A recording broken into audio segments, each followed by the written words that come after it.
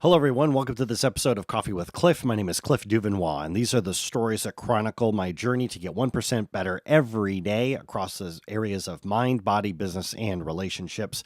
This is episode 5, and the name of today's story is called Bento Box. Between text messages, Facebook alerts, and new email alerts, even phone calls that we get from within our pockets, everything is built to distract us. Everything vies for our attention.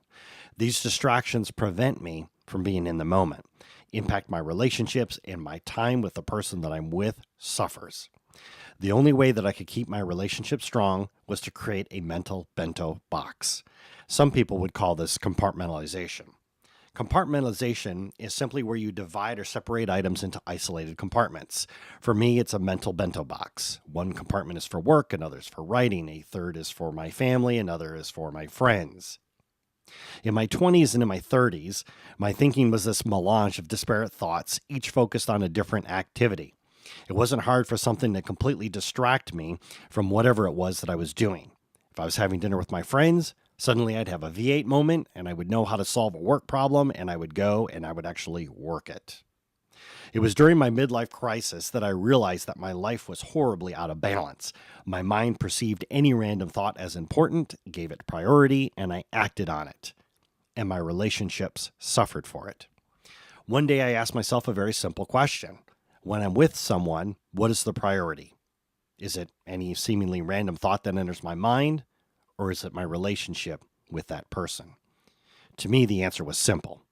And that's when I knew I had to create some kind of a mental bento box, something to put walls up around these different areas of my life.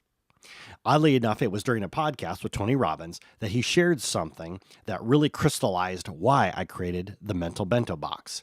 He calls it the law of familiarity.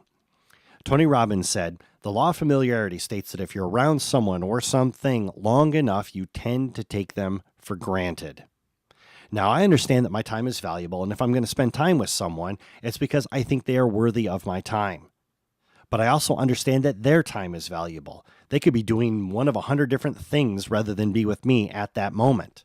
The last thing that I want to do is take my relationships for granted. Whether I'm at a family function or a dinner with just one person, I want to be present. I want to be in that moment. Do I really want to be distracted because someone posted a video of pelvic thrusting cats? No.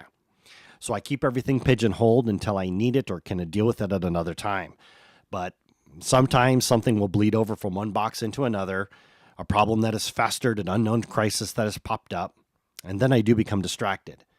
Something really irritates me and it fights for control over my thoughts. Then I have to ask myself, is this something that I can resolve right now? If the answer is yes, I take care of it. But if the answer is no, I put it back into its box and I'll deal with it another time. Bill Keane, a cartoonist for Family Circle, once wrote, "Yesterday is history, tomorrow is a mystery, today is a gift.